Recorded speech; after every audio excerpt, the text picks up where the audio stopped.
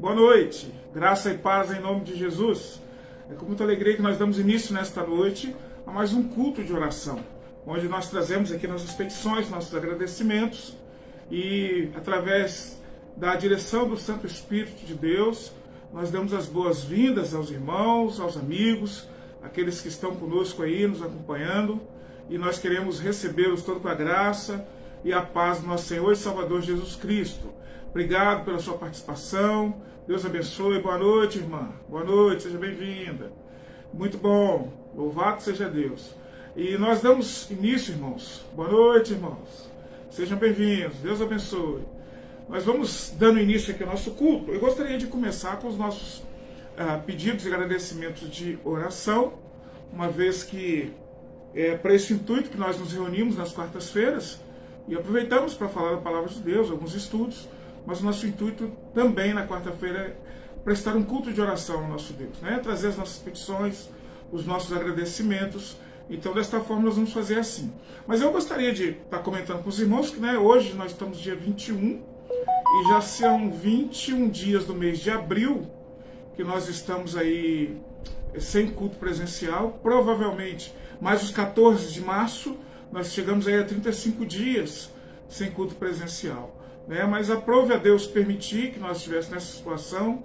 O importante é que cada um, na sua casa, com seu familiar, esteja aí buscando a presença do nosso Deus. Não perca tempo, ganhe tempo fazendo o seu culto no lar com a sua família, orando, buscando a Deus para esse tempo, para que Ele possa falar para nós qual é a sua vontade nesse tempo difícil, tempo de muitos sofrimentos, mas nosso Deus, Ele não nos abandona, Ele cuida de nós, tá certo? Então eu vou começar agora com os nossos pedidos de oração. Logo após a gente ora, lê o texto e a gente fala hoje sobre a quinta marca, né, de uma igreja saudável, que é o entendimento bíblico da evangelização. Mas no momento nós vamos passar para os nossos pedidos e agradecimentos. Agradecemos a Deus pelas orações respondidas. Talvez está na nossa lista aqui, talvez eu não fale, mas gratidão a Deus pelo aquilo que Ele tem feito na sua vida, que você compartilhou conosco e Deus já respondeu. Aqueles que ainda não entraram em contato, que precisam fazer um pedido, agradecer, fique à vontade também para fazer isso. E se você estiver precisando de ajuda, conte conosco como igreja. Dentro da nossa possibilidade, nós vamos estar ajudando, tá certo? Pode contar conosco, em nome de Jesus. Mas vamos lá. A gratidão pela vida do Rogério, que recebeu alta. Seu André Luiz recebeu alta também. O irmão Pedro e sua esposa Regina estão curados também. Pastor Chicão teve alta, né? Pedido de oração. Venho pedir aqui pela Clarice, pela Beth, pelo João, pela Maria. A Clarice esteve passando mal semana passada e o médico orientou a se afastar. A irmã Beth me falou há pouco que foi confirmado o Covid, né, na Clarice. A irmã Beth está com alguns sintomas e a família carece das nossas orações nesse instante, da nossa ajuda.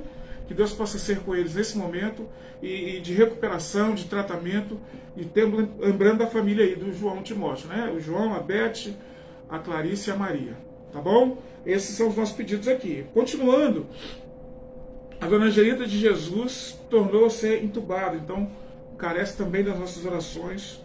O Hudson é filho do irmão, tio da irmã Cristina. A Luciana também é prima da irmã Cristina, está se recuperando. Oração pelo o filho da Luciana, que teve febre. A Sônia, que é tia da irmã Cristina também, está se recuperando devagar. A Graça, que é tia dela também, está melhorando. O Dinilson ainda está ele não está muito bem ainda, carece das nossas orações ainda também. Carol, né, ela é prima da irmã Cristina e se recupera. Tem mais pedidos aqui, só um pouquinho. Luiz Fernando, é pedido feito por Ana Clara, internado, estado grave em Covid. O seu Jorge, né, infelizmente ele veio a partir, né? Deus possa estar consolando a família dele. O filho dele teve alta e Deus aprove levá-lo, né? Que Deus console a família nesse momento, né? Ainda pedindo pelo Hélio, eu não sei como é que está o resultado dele, aquele rapaz estudante de medicina, lá que trabalhava no Hospital Meridional. Cláudia Cristina Giacomin, amiga de Ana Clara. Pedimos também pelo Carlos Rodrigues, familiar da irmã Vanilza, é o Carlos, né, que está lá internado em Cachoeiro, está em estado grave de Covid. Eu peço que os irmãos estejam orando pelo Carlos ali. Também pela irmã Cecília, né, que vai fazer um procedimento essa semana, não sei se já fez, mas está para fazer um procedimento também. Que os irmãos estejam orando, né, para os nossos irmãos que estão precisando das nossas orações. A senhora Silva, sua filha Carla, estão fazendo tratamento em casa da Covid. Cristiane, saúde para familiares, né, dos pessoal que estão trabalhando na saúde também, a gente possa estar orando por essas pessoas, e para todos os familiares que perderam seus entes queridos, que Deus possa estar dando o consolo para essas famílias também, né? Então que Deus possa estar consolando essas pessoas. Nós temos aqui ainda outra lista. O pastor Olendino teve uma melhora, não está sentindo dor na cabeça, ele teve um aneurisma, está agora prestes a ir para o quarto, sair da UTI para o quarto, então o quadro dele está melhorando, graças a Deus. Está tendo uma boa melhora. Continuar orando pela Alice, né, pelo desenvolvimento dela, pelo tratamento que ela há de fazer, sabedoria para os médicos que vão cuidar dela. A Alice, ela é neta da irmã Jocely, filha da Joseli, filha da irmã Jocely. Família do Carlos Alexandre, que está voltando para Jesus, pelo Carlos Alexandre, pela Nete, pelo Carlos, o pai, pela Aline, que Deus possa ser com eles que recuperaram também da Covid, passaram por esse momento, mas já estão recuperados.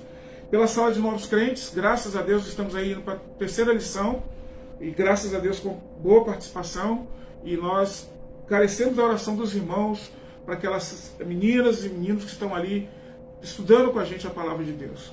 Que a palavra de Deus é iluminada pelo Espírito Santo. Nós não podemos fazer nada a não ser falar, mas o Espírito Santo é que ilumina, é que revela para as pessoas a vontade de Deus. Então que Deus possa fazer isso na vida de cada um ali, de nós, no entendimento da sua palavra e na exposição da mesma. Pessoas que estão desempregadas, muita gente desempregada, muita gente impedida de trabalhar e carecendo de muita ajuda. Que os irmãos possamos orar por isso também. Possamos ser úteis nesse momento também, para que essas pessoas sejam assistidas, né? Aqueles que estão com problema no INSS, meu cunhado Adeilson, peço pela saúde dele, para que Deus possa ser com a sua causa ali no INSS, junto com outras tantas pessoas que têm o seu direito, mas está sendo negado por conta de problemas lá dentro. Desta forma, irmãos, nós temos muitos outros pedidos, e eu peço pela igreja, pela nossa igreja, por todas as igrejas que estão passando por esse momento difícil. É uma saudade imensa de estar com os irmãos, de estar próximo, de cumprimentar, de abraçar. Nós estamos passando por um momento difícil, e esse momento difícil nos impede de fazer isso para evitarmos a doença. Mas nós sentimos essa falta, eu sei que os irmãos sentem também, mas o nosso Deus está conosco. O Senhor Jesus disse que Ele estaria conosco todos os dias, até a consumação dos séculos. Então, descanse na presença santa do Senhor, no cuidado do Senhor. E vamos orar ao nosso Deus nesse instante para nós darmos continuidade ao nosso estudo. Se eu não orei, se eu não falei seu nome, você manda seu nome, pode ficar à vontade. Nós vamos estar orando. Manda para a irmã Cristina, manda para mim, para qualquer irmão que você mandar, vai chegar até as mãos da irmã Cristina, e nós vamos estar orando para os pedidos, agradecendo também por aquilo que Deus tem feito. Não podemos esquecer do que Deus tem feito. Se nós notarmos hoje quantas pessoas têm sido curadas, é muito maior do que o número de pessoas que têm se perdido.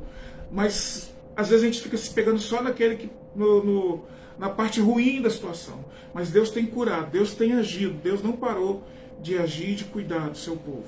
Nada foge do cuidado de Deus. Lembre-se sempre disso. Vamos orar. Poderoso Deus e eterno Pai, muito obrigado, Senhor, por esta noite. Obrigado, Senhor Deus, pela oportunidade que o Senhor deu, para essas pessoas que passaram pelo Covid, passaram por hospitais, passaram por tubo, Senhor Deus. Mas o Senhor as tirou de lá, levou de volta para suas casas. Nós sabemos que o Senhor tem objetivo na vida de cada um de nós. O Senhor tem propósito, Senhor Deus. E que esses propósitos sejam revelados. E ao ser revelados, que cada um tome posição diante do Senhor. Responda de acordo com a sua vontade, Senhor Deus. Para que possam, de fato, usufruir da vontade do Senhor, de serem dirigidos pelo Senhor. Mas nós pedimos que o Senhor seja com as famílias enlutadas. Famílias que perderam pessoas, Senhor Deus. Que não estão na nossa lista, talvez. Mas que o sofrimento é muito grande, nós sabemos. E o Senhor sabe disso melhor do que nós, porque o Senhor não nos fez para morrer.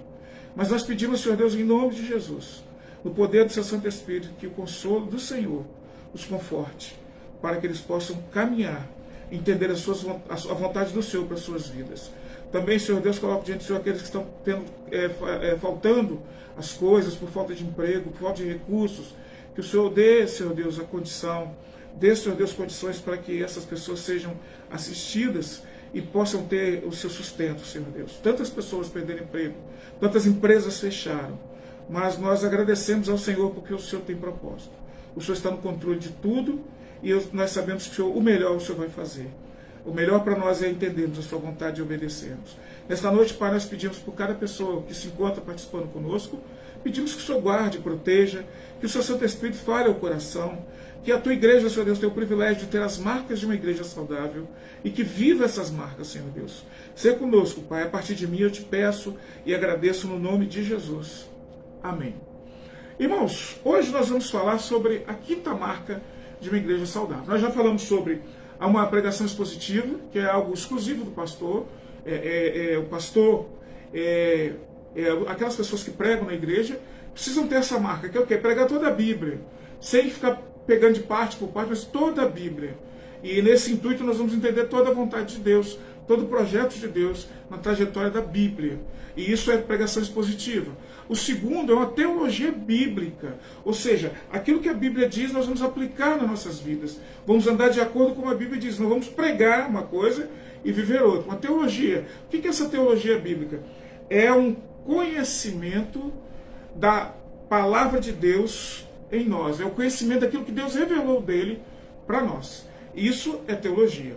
E em terceiro lugar, nós vamos ter um conhecimento bíblico do que é o Evangelho. O que é o Evangelho? Né? Então nós aprendemos ali que o Evangelho são as boas novas de Jesus. Mas essas boas novas elas vêm acompanhadas com as más novas. E essas más novas, infelizmente, são a nossa realidade. Quando nós entendemos que estamos perdidos, e não é uma boa notícia saber que está perdido. Não é uma boa notícia saber que estamos debaixo da ira de Deus. Mas é ali nas boas novas que nós sabemos que Deus, pela sua graça, nos tem a solução, que é Jesus Cristo, o dom gratuito de Deus. A partir daí, nós temos que ter um entendimento bíblico do que é a conversão. Eu entendo o que é o Evangelho, eu entendo agora o que é a conversão. Bom, o Evangelho fala para mim que eu sou pecador, que eu estou debaixo da ira de Deus. Mas ele fala também que eu posso sair se Jesus me chamar, se Jesus me aceitar. Né? A gente fala sempre, aceitar Jesus. Se ele me aceitar, se ele me chamar para esse convívio com ele, a partir daí eu saio debaixo da ira de Deus, saio debaixo da perdição e passo a ser agora um justificado diante de Deus, um filho diante de Deus através de Jesus Cristo. E, em quarto lugar, eu preciso saber, em quarto lugar, a conversão. Qual as características de alguém convertido? Eu falei lá do bêbado e daquela pessoa que peca. Aquele que é salvo, comete um pecado, mas acima de tudo ele sabe, ele fica pensando assim, poxa, eu pequei, e é possível que eu tenha perdido minha salvação, Deus não está comigo, o diabo vai, aproveita e enche a cabeça dele, e essa pessoa não volta para o convívio cristão, porque ele acha que ele está perdido. Essa pessoa está enganada, ela pode voltar a pedir perdão a Deus, porque Jesus diz que ninguém tira da mão dele aqueles que o Pai o deu, aqueles que foi chamado por Jesus para a salvação. Então essas pessoas às vezes pensam que estão perdidas, não estão. Mas tem os convencidos, que como eu dei o exemplo lá do bêbado com o Spurgeon, ele disse que o Spurgeon foi que o converteu. E aí Spurgeon diz para ele, bom, realmente, só pode ter sido eu, porque se fosse Jesus, eu não estaria numa situação dessa. Então quem converte o homem é Jesus Cristo. E a conversão, ela tem frutos. Os frutos da conversão são sinais de que essa pessoa, de fato, teve um compromisso com Cristo, mesmo que ela peque. Porque nós não somos impecáveis até a volta de Jesus. Nós vamos cometer pecados. É necessário que nós não venhamos a sermos dados ao pecado. Mas a partir do momento que nós falharmos, nós precisamos reconhecer e pedir que Deus nos perdoe através de Jesus Cristo. Aí hoje nós vamos falar sobre o entendimento bíblico da evangelização. Ou seja, nós aprendemos sobre pregação expositiva, teologia bíblica, o entendimento bíblico do que é o Evangelho, a conversão. Agora, como é que eu compartilho essa conversão com o outro? A evangelização. Primeiro, quem é que deve evangelizar? Quem são as pessoas que devem evangelizar? É o pastor, os diáconos, o presbítero, onde tem presbítero? Só o pastor? Quem é que tem que pregar?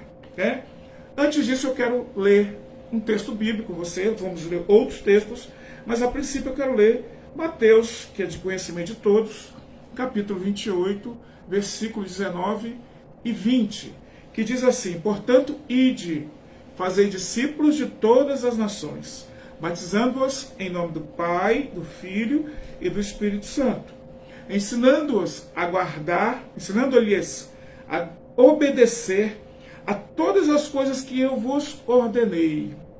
E eu estou convosco todos os dias até o final dos tempos. Uma ordem e uma promessa.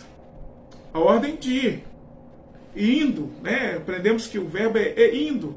Onde quer que nós estejamos, nós devemos fazer discípulos de todas as nações, batizando em nome do Pai, do Filho e do Espírito Santo, ensinando-os a obedecer todas as coisas que eu vos ordenei. E eis que eu estou convosco todos os dias até a consumação dos séculos. Amém? Pois bem, irmãos, se você notar esses dois versículos, você nota que tem uma ordem. Tem uma ordem e tem uma forma de fazer. Então, a gente entende o que é o Evangelho. O Evangelho é as boas novas de Jesus para a minha situação, que é péssima diante de Jesus, que é morte eterna. E aí ele, ao receber esse Evangelho, ao entender que eu preciso me arrepender em Cristo, eu passo agora, através do novo nascimento que Jesus nos dá, através do Espírito Santo, nós conseguimos sermos agora a nova criatura e sairmos daquela condição. Então a gente tem um entendimento do que é a conversão. A partir daí a nossa conversão vai ser baseada naquilo que Jesus nos ensina, naquilo que ele ensinou aos seus discípulos. Agora nós vamos compartilhar, nós vamos ir. Jesus deixou essa ordem, ide, ou indo. A partir desse momento, eu vou de qualquer jeito, eu vou falar qualquer mensagem. Em primeiro lugar, você vai fazer discípulos. De quem? Seus? Não. Discípulos de Jesus. Ao fazer discípulos, você vai ensinar as coisas de Cristo para esse discípulo. Aí você vai batizar. Porque Jesus disse que aquele que crê e for batizado será salvo. Então você vai batizar esse discípulo em nome do Pai, do Filho e do Espírito Santo. E em terceiro lugar, você vai ensinar, assim como você obedece, você vai ensinar a obedecer todas as coisas que Jesus ordenou. Que está aqui na sua palavra. Todas as coisas que ele ordenou. E aí ele promete: estarei convosco todos os dias até a consumação dos séculos. Os irmãos conseguem entender comigo aí que de fato há uma ordem, o que fazer, a forma como fazer. O que fazer? Fazer discípulos. Como? Ensinando-os, batizando-os, em nome do Pai, do Filho e do Espírito Santo. Desta forma, nós somos convocados para, ao sermos chamados, temos entendimento do nosso chamado por Deus para sua obra, nós somos informados que nós temos que fazer algo por isso. Eu falei há uns dias atrás, não lembro se foi no domingo ou na quarta, que Efésios capítulo 2, de 1 a 10, ele fala a primeira parte ali, de 1 a 3, o que o pecado faz com nós. Nós estávamos mortos nos pecados e delitos. Ali de 4 até o 9, o que Deus faz por nós. Ou seja, Deus trabalhando por nós. O amor de Deus, pela graça de Deus, que Jesus Cristo morreu em nosso lugar. Isso não vem de vós, é dom de Deus. Ou seja, a salvação não vem de nós. Não somos nós que inventamos a salvação. É dom de Deus. Então nós temos que compartilhar isso que nós recebemos. Lá no versículo 10 do capítulo 2, é Deus trabalhando em nós. Que ele diz que nós somos criados para as boas obras. Eu só posso fazer boas obras depois que eu for uma nova criatura em Cristo Jesus. E nós vamos ver no decorrer do estudo que nós não nos tornamos uma nova criatura por nossa conta própria. Ninguém nasce sozinho, ou se nasce. Ninguém se nasce. Ezequiel, por seu exemplo, lá nos ossos secos, ele não podia fazer nada por aqueles ossos, se Deus não tivesse no negócio. Então nós vamos ver sobre isso. Nós revisamos aqui então sobre a forma que nós falamos, mas uma igreja que não tem pregação expositiva, não tem uma teologia bíblica, não tem um conhecimento bíblico do que é o evangelho, não sabe o que é conversão, ou abandonou essas coisas, essa igreja está com um problema sério. Ela precisa ter essas marcas. Essas marcas são características da igreja que obedece à ordem de Cristo, dos membros que obedecem à ordem de Cristo. Em quinto lugar, ela precisa ter um entendimento bíblico da evangelização. É o que nós vamos fazer aqui hoje. Então, uma compreensão bíblica quanto ao evangelho, o evangelho ele pode ser transformado em pouco mais do que autoajuda espiritual, e a conversão pode se degenerar de um ato de Deus a uma mera decisão humana, se a igreja de fato não tiver as marcas que nós falamos. As 4 anteriores, mas essa marca. Pregação expositiva. Eu quero falar isso repetindo para que isso seja uma marca em cada um de nós, irmãos. É uma marca, o pastor trouxe essas marcas, existem muitas outras marcas. O pastor Mark Dever já vinha falando, né, do livro que eu tenho seguido aqui, As 9 Marcas de uma Igreja Saudável. Ele já vinha falando sobre isso, mas isso está na Bíblia. São marcas bíblicas, nós vamos ver textos bíblicos falando sobre isso. Dessa forma, a igreja que ela não vive dessa forma vai ter um problema sério, muito sério, se ela não tratar o evangelho como ele deve ser, de acordo com a palavra de Deus. É fácil? Não é fácil, mas é assim que a palavra de Deus nos ensina. Quem é que deve pregar o evangelho, ou fazer evangelização? É o pastor? Nós fizemos uma pergunta na frente. Os diáconos, a liderança da igreja, as pessoas que dão aula? Não. Todos os membros da igreja. É claro que particularmente a liderança, principalmente aqueles que ensinam na igreja. Essas pessoas têm que ensinar, e ensinar da maneira correta. Mas a pregação do evangelho é um chamado para todos os crentes, todos os salvos. É evidente que a forma como alguém compartilha o evangelho está intimamente ligada com a forma como essa pessoa entende o evangelho. Se eu sei que o evangelho trata das boas novas de Jesus e que esse evangelho nos coloca em situação terrível de perdidos que estamos sem Cristo, é esse evangelho que nós temos que pregar. Então, de acordo com a visão que eu tenho do evangelho, é como eu vou pregar. Não é a visão de pregar prosperidade. Hoje as pessoas estão pregando sobre ter casa, ter carro, ter emprego, ter muitas coisas. Nós gostamos desse negócio também. Nós somos mais besta do que os outros. A gente gosta de prosperidade, claro. Mas o evangelho de Jesus não dá ênfase a essas coisas. O evangelho de Jesus, as boas novas, elas falam de perdidos e que é uma solução para esses perdidos. Falam de um Deus que se faz homem para morrer por um povo perdido, por uma humanidade perdida. E é isso que nós temos que falar. É esse evangelho. Então, de acordo com como a pessoa recebe o evangelho, ela vai compartilhar. Se essa pessoa foi moldada de fato pelo evangelho bíblico, ela vai pregar o evangelho bíblico. Ele vai ter uma marca, a 5ª marca da igreja saudável. Vai pregar. Mas se essa pessoa foi ensinada por coisas deste mundo, bens para esse mundo só, não estou dizendo que você não consiga alcançar bens desse mundo, que é possível, mas quem está buscando bens só para esse mundo vai ter um problema sério com o evangelho. Porque o evangelho não trata só disso. Principalmente do mundo vindouro. Porque aqui é passageiro. Então, nós deveríamos estar mais preocupados em conhecer e ensinar os propósitos do evangelho, o próprio evangelho, do que simplesmente tentar ensinar as pessoas métodos e estratégicas para compartilhar o evangelho. Existem muitas estratégias para poder ensinar o evangelho. Muitas mesmo. Só que, irmãos, a estratégia, ela não dá novo nascimento. A estratégia não transforma a vida. É isso que a gente tem que ter cuidado. Será que as estratégias, elas de fato transformam a vida das pessoas? Então a gente tem que ter esse cuidado. Então o evangelho, ele tem o seu poder para transformar. Nós só precisamos obedecer. Se sua mente foi moldada pela Bíblia quanto a Deus e o evangelho, quanto à necessidade humana e a conversão, então o entendimento correto sobre o evangelismo seguirá naturalmente. Se a gente tem na cabeça o que é o evangelho, como é que é o evangelismo, é natural a forma de você transmitir esse evangelho. Simples e natural. Nós deveríamos estar... isso eu estou repetindo, perdão. Então, biblicamente, o evangelismo é apresentar abertamente as boas novas. É isso que a Bíblia diz. Evangelismo é apresentar abertamente as boas novas. Vejamos o que é que a Bíblia diz. Atos capítulo 16. Atos 16, 14.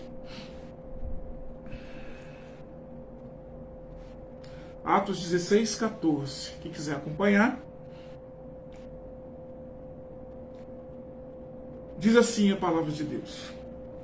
Uma das mulheres que nos ouviam, chamada Lídia, vendedora de tecidos, de púrpura, da cidade de Tiatira, era temente a Deus.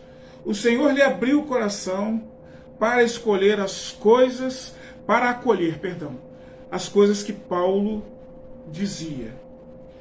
Então veja bem, antes do texto bíblico, evangelismo é apresentar abertamente as boas novas, confiando em Deus para converter as pessoas.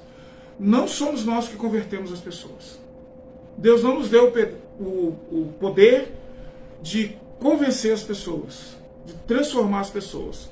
A gente pode até conseguir persuadir. As pessoas, nossa, ele tem razão, está certo. Mas se o Espírito de Deus não entrar, não vai resolver. Então as boas novas somos nós pregando. Com aquela vigor, com aquilo que Deus fez na nossa vida, a gente vai compartilhar esse evangelho para as pessoas e dizer, olha, é a única saída da humanidade. É entregar a vida para Jesus. Mas a gente precisa ter em mente, nós não podemos fazer absolutamente nada para aumentar ou para diminuir essa condição se nós somos fiéis à pregação do evangelho. Porque a salvação, ela vem de Deus. O nosso papel é compartilhar essa salvação. Mas ela não vem do homem. Então as estratégias que muitas igrejas perdem tempo para treinar, para ensinar as pessoas a pregar o evangelho, elas são muito mais demoradas do que a forma de você, de fato, transmitir. Se você crê que é Jesus que vai transformar as pessoas. Nós não precisamos ficar preocupados com igreja cheia. E nem tampouco igreja vazia. Nós temos que pregar o evangelho. O evangelho de Jesus, confiando que é Deus que vai converter as pessoas. Segundo texto, Jonas, lá no Antigo Testamento, profeta Jonas, capítulo 2, versículo 9. Jonas 2, 9.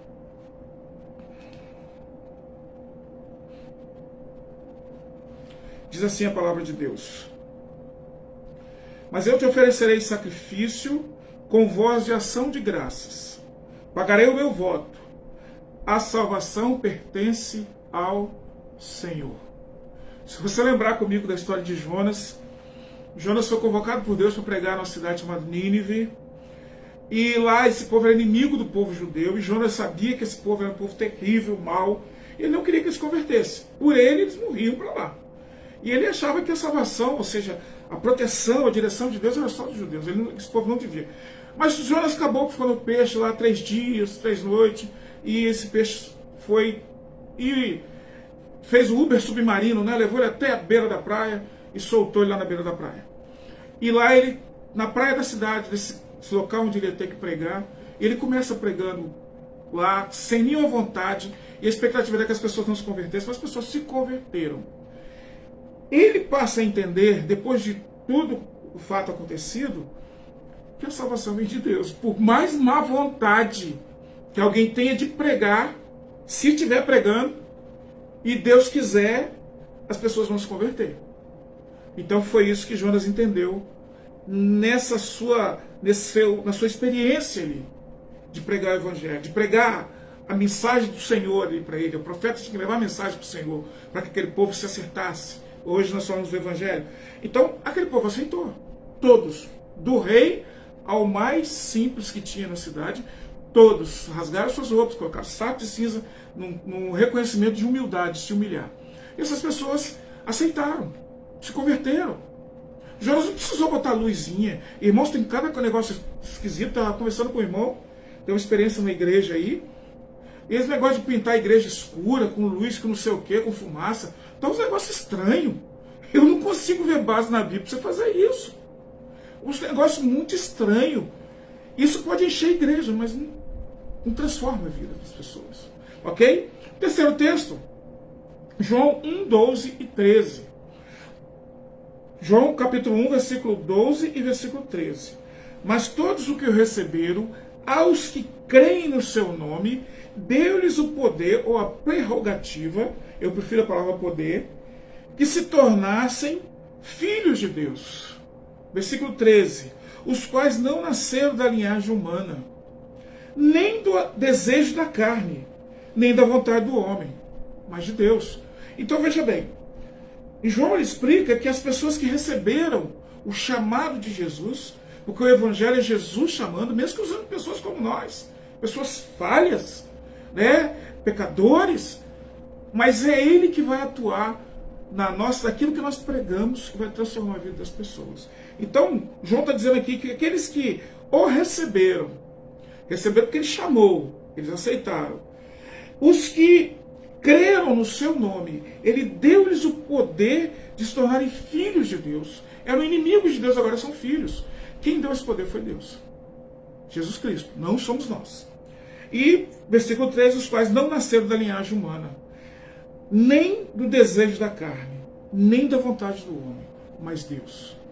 Então, quando nós vamos pregar o Evangelho, irmãos, sem medo, é só falar do amor de Jesus. Para a desgraça que é a vida humana sem Jesus Cristo. A solução é Jesus Cristo.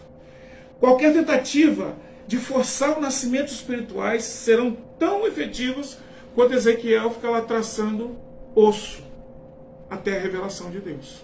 Então, se nós tentarmos fazer um novo nascimento na igreja, que as pessoas se convertam do bairro, por nossa força não vai rolar, não vai acontecer. É necessário que Deus esteja através de nós, a sua palavra, falando. Mas se a gente ficar pregando, prometendo que você vai ter carro, casa, empresa, vai encher a igreja. Mas para o céu, nem quem está pregando isso, nem tampouco quem está indo atrás. É um risco muito grande pregar outro evangelho que não seja as boas novas de Jesus. Uma vida de arrependimento para aqueles que entendem Deus, que precisam de salvação. E aí, biblicamente, entretanto, ainda que seja correto importar-se, conclamar, persuadir, nosso principal dever é ser fiel à obrigação que temos diante de Deus, que é apresentar as mesmas boas novas que Ele nos deu. Então nós vamos pregar aquilo que nós aprendemos na palavra de Deus. Deus produzirá conversões a partir de nossa apresentação dessas boas novas. Você acredita nisso? Versículo 13 que nós lemos agora diz assim: não pela vontade de homens, nem por carne e sangue, mas pela vontade de Deus. Então é Deus que dá a salvação. Então o que impede de nós pregarmos o puro evangelho de Jesus Cristo? Ok? Vamos lá, Atos 18, versículo 9 e versículo 10. Livro de Atos, capítulo 18, versículo 9 e 10. Diz assim a palavra de Deus: de noite, o Senhor disse em visão a Paulo: não temas, mas fale e não te cales. Porque estou contigo e ninguém te atacará para te fazer mal algum, pois tenho muita gente nesta cidade. Revelação de Deus a Paulo em Corinto. Ele estava pregando para pregar em Corinto. E ele tinha que permanecer ali, porque Deus tinha muita gente naquele local. Aí, meu irmão, minha irmã, a garantia de que Deus vai fazer com as coisas que as pessoas se convertam é de Deus. O nosso papel é tão somente pregar as boas novas. Aquilo que Deus fez por nós precisamos compartilhar com as pessoas. É claro que muitas vezes somos mal interpretados, somos mal entendidos quando nós falamos acerca da salvação. Quando a gente fala de Jesus, as pessoas aceitam, mas quando fala que a pessoa precisa deixar esse pecado, os seus pecados, e seguir a Jesus, eles pensam que é vir para dentro da igreja. Não é vir para dentro da igreja. Vir para dentro da igreja é uma consequência de uma conversão. Mas é muito mais do que isso. É reconhecer que você está debaixo da ira de Deus. E que você está longe de Deus. Só Jesus Cristo pode te aproximar. O nosso papel é isso. E se colocar à disposição para mostrar Deus para as pessoas. Não chamar para a nossa igreja. Não chamar para a nossa religião. Mas apontar que ela pode ter uma vida eterna com Deus, se ela entregar a vida de fato para Jesus. E aí, a conversão é obra de Deus. Porque pela graça sois salvos, mediante a fé. Isso não vem de vós. É dom de Deus. Não de obras para que ninguém se glorie. Então, meu irmão, minha irmã, não é obra, não é vontade humana, é presente de Deus a salvação. Toda a humanidade precisa desse presente, mas ele precisa ser falado de verdade, a necessidade da pessoa, de fato. E não falar, encher de conversa, que você tem que ir, tem que dar dinheiro, tem que fazer isso, aquilo, outro. Não é por esse caminho. O caminho é Jesus Cristo. E a conversão, Deus vai fazer. É Deus que vai fazer isso. Seguindo, irmãos, se a membresia de uma igreja for visivelmente maior que a sua frequência, deve se perguntar, vou falar de novo. Imagine que uma igreja tem um número de 100 pessoas. E só frequentam os cultos daquela igreja 40 pessoas. Só 40 pessoas. Então, se só 40 pessoas frequentam, nós temos uma falta de 60%. 60% não vem. Então, olha só, se essa membresia, essa maioria não frequenta, nós temos que fazer algumas perguntas. A primeira dela é: esta igreja tem uma compreensão bíblica da conversão? Digo, esses 60%? Será que eles de fato eles sabem que eles são convertidos? Eles sabem o que é conversão? Outra pergunta.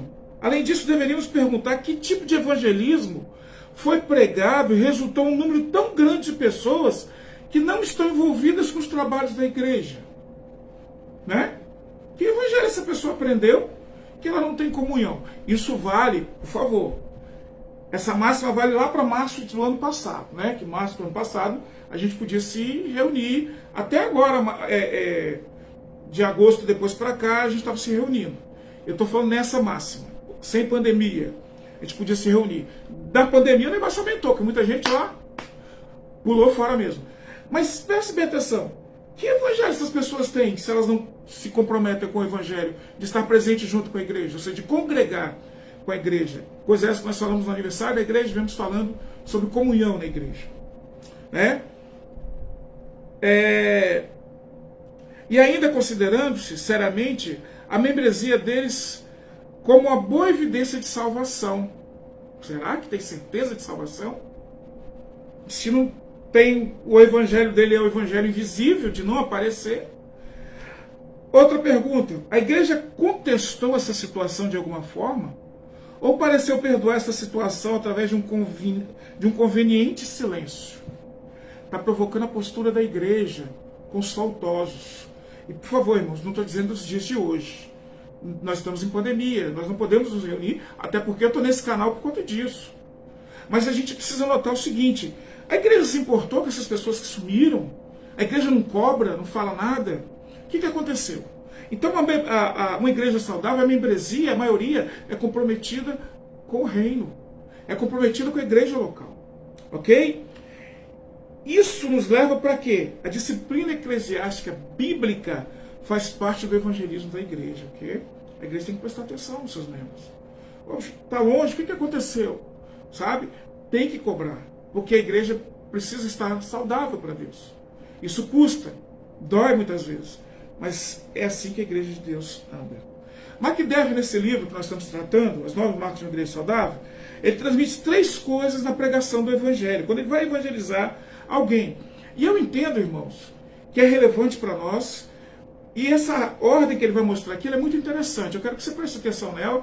É possível que alguns de nós estejamos fazendo, lembro, pessoas aqui na igreja que usam essa tática, mas preste atenção nas 3 táticas que ele usa para evangelizar, para falar para as pessoas de Jesus.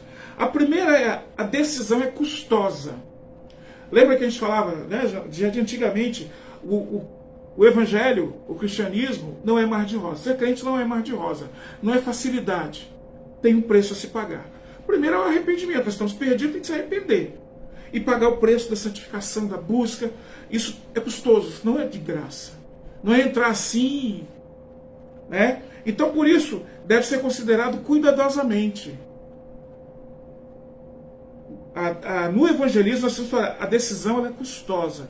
Lucas 9,62, Jesus diz: quem põe a mão no arado não pode olhar para trás. Ou seja, quem põe a mão no arado, aquele negócio para arar a terra, seja com animal, ou trator hoje, né, que vai fazendo, mas naquela época com animal, se você olhar de lado, ele saía torto. Né? Ele está falando desse tempo, nesse contexto. Quem está no arado não pode olhar para trás. Quem está no evangelho não pode olhar para trás, para a vida passada. Ele tem que olhar para frente. Senão ele não é apto para o reino de Deus. Essa é a prova que Jesus faz no começo, quando nós nos convertemos. Se nós nos convertemos pensando em ter uma vida dupla, crente e cretino, ou crente e viver lá no passado, nós não somos aptos. Ou seja, é engano pessoal. Achando que está enganando Deus, mas essa pessoa não é apta, já está reprovada no começo. Esse é o custo. Esse é o custo. Eu costumo usar alguns exemplos do militarismo, né? Você militar, e eu lembro de quando eu usava, meu irmão do exército, eu usava uma gandola, e tinha várias bandeiras, coisa, e uma delas era de paraquedista. Eu mal subi em avião, quanto mais por aí em paraquedas. E um dia um soldado queria me tomar, né? Eu soube que ia tomar, eu novo na época, e falei com outro soldado que me falou, eu queria ver ele me tomar, e dei aquela de machão, mas vimos que não era por aí. Depois de um tempo eu fui entender, irmãos, que ele tinha razão. Eu não era apto para usar aquela roupa. Eu não passei pelos custos que eles passaram para ter aquela roupa. E muitos soldados do exército não são aptos para usar a bandeira de paraquedista, de selva, porque eles não passaram pelo custo daquele momento. O evangelho tem um custo. Tem o custo primeiro da morte de Jesus, que ele pagou por nós, e tem os custos que nós temos que pensar, se nós queremos isso ou não. O evangelho não é coisa de, não, vem cá comigo que você vai se dar bem, não. Vem para a minha igreja. Não, o evangelho é reconhecer a sua situação diante de Deus e aceitar o que Deus quer para você. Então, quem põe a mão no arado não pode olhar para trás, senão não é apto para seguir esse caminho. Segundo ponto, que é interessante, esses 3 pontos que o Mark Dever está falando aqui. A decisão é urgente. Irmãos, como é urgente esses dias de hoje? Olha, eu fico pensando, eu fico muito triste por não poder ir ao hospital. E tenho buscado Deus uma forma de como fazer para se aproximar desses pacientes que estão precisando de uma orientação espiritual que não estão tendo. Os dias hoje são muito mais urgentes do que há um ano para trás. As pessoas estão morrendo. Fulano morreu. Poxa, Ciclano morreu, a gente não pode nem ir no enterro. É urgente. A decisão é urgente. Então, quando nós falamos do evangelho para a pessoa, olha, você pode estar aqui hoje, mas pode não estar amanhã. E se você não estiver amanhã, você não vai ter a salvação. Olha o que João diz no capítulo 3, versículo 18 e versículo 36 de João. O evangelho de João, capítulo 3, versículo 18 e versículo 36. Versículo 18. Quem nele crê não é condenado. Note que tem uma condenação. Mas quem não crê já está condenado, pois não crê no nome do Filho do unigênito de Deus. Então presta atenção. Quem creu, quem viu os custos, quem foi para Cristo, está seguindo a Cristo, creu, ele não vai ser condenado. Mas quem não creu, já está condenado. São palavras de Jesus lá no capítulo 3 de João. Versículo 36. Quem crê no Filho de Deus tem a vida eterna. Tem hoje, a partir do momento que entregar a vida. Tem a vida eterna. Quem, porém, manter-se em desobediência ao Filho, não verá a vida, mas sobre ele permanece a ira de Deus. A ira de Deus é contra nossos pecados. E nós só escapamos da ira quando Jesus nos justifica, quando nós entregamos a vida para Ele. Aí Deus, quando olha do céu, não vê mais essa pessoa. Ele vê Jesus Cristo. E o sacrifício de Jesus nos justifica diante de Deus. Por que é urgente? Porque eu posso estar aqui agora e posso não estar. Às vezes as pessoas que você está com ela hoje, amanhã você não vai estar com ela. E você perdeu a oportunidade de falar para ela do amor de Deus. E o seu sangue vai ser cobrado de você. Essa falta vai ser cobrada porque nós somos chamados para compartilhar essa palavra. Certo? Em terceiro lugar, a decisão vale a pena. A decisão vale a pena porque é vida eterna. Nós temos, como seres humanos, que nós merecemos é inferno, morte eterna. Mas vale a pena decidir-se por Jesus. Por quê? Porque a decisão vale a pena. João 10,10 diz assim, o ladrão me ensinou para matar e roubar. Eu vim para que tenham vida e vida em abundância. Eu quero desafiar você, leia João 10, para você saber a segurança daqueles que entregam a vida para Jesus. Todo o capítulo de João 10, dá uma olhadinha, para você vai ver a segurança. Então a vantagem, a decisão vale a pena, por quê? Porque vai ter vida eterna. Você não vai viver o sofrimento eterno mais. Mas porque você aceitou o sacrifício de Jesus, você vai viver eternamente. Não é bom isso? Então o Evangelho de Jesus, o evangelismo em primeiro lugar, é uma decisão custosa. Então quem põe a mão na arada não pode voltar atrás. Em segundo lugar, a decisão é urgente, porque ninguém garante que nós vamos estar amanhã aqui. E a Bíblia já nos ensina, o dia de amanhã, basta ler cada dia seu mal. Nós temos que ver hoje. Mas amanhã nós não sabemos. Mas Jesus diz que hoje, quem crê nele tem a vida eterna. Lá no capítulo 5 do livro do Evangelho de João diz assim: quem ouve a minha palavra e crê naquele que me enviou, tem a vida eterna. E não entrará em condenação, mas passou da morte para a vida. É tão urgente que tem que ser na hora. E Jesus veio para dar na hora. Porque depois não tem jeito, depois é o juízo. E lá no juízo, nós vamos receber aquilo pela qual nós vivemos aqui. Aqueles que receberam Jesus vão receber vida eterna. Aqueles que não receberam Jesus, morte eterna. E, caminhando para o fim, não é o fim ainda, me dê um pouquinho de tempo, é esse equilíbrio que nós devemos ter. Nos esforçar para ter, na verdade. Nosso evangelismo junto à nossa família e amigos, é isso que a gente tem que falar. O evangelho é custoso, o evangelho é urgente e o evangelho vale a pena. Vale a pena se converter ao evangelho de Jesus Cristo. Eu estou nele há 31 anos. Mas 31 anos não quer dizer nada da eternidade que ele tem para nós. Lá em 1 Coríntios, Paulo diz que nem olhos viram, nem ouvidos ouviram o que Deus tem aí preparado para aqueles que o amam. E a Bíblia diz quão preciosos são aqueles pés que pregam o evangelho. Irmãos, é um privilégio poder compartilhar do evangelho de Jesus. Em primeiro lugar, o privilégio de ser alcançado por ele. E depois, por poder compartilhar.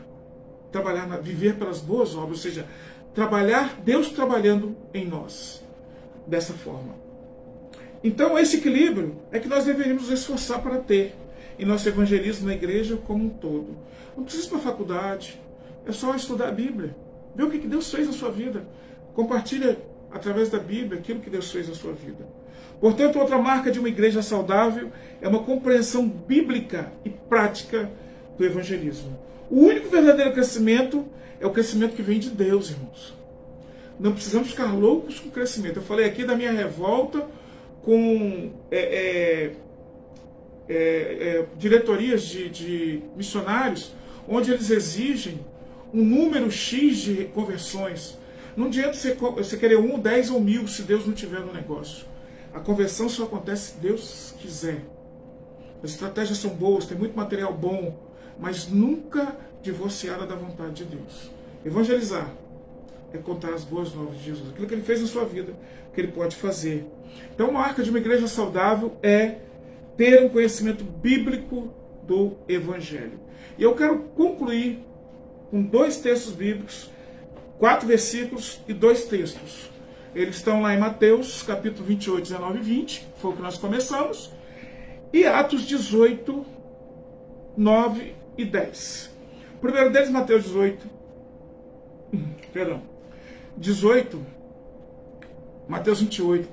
19 e 20, diz assim: portanto, ide, fazei discípulos de todas as nações, batizando-os em nome do Pai, do Filho e do Espírito Santo, ensinando-os a guardar,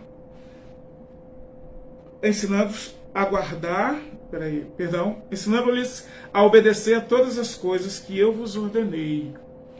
E eu estou convosco todos os dias até o final dos tempos. Irmãos, nosso serviço não mudou. O que nós temos que fazer não mudou. É a mesma coisa de 2000 anos atrás. Nós precisamos obedecer.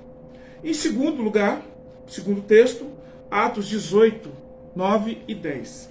De noite, o Senhor disse em visão a Paulo: não temas, mas fala e não te cales, porque estou contigo e ninguém te atacará para te fazer mal algum, pois tem muita gente nesta cidade. Irmãos, em nome de Jesus, recebamos esta palavra como sendo para nós também. Nenhum mal nos atingirá se Deus não permitir.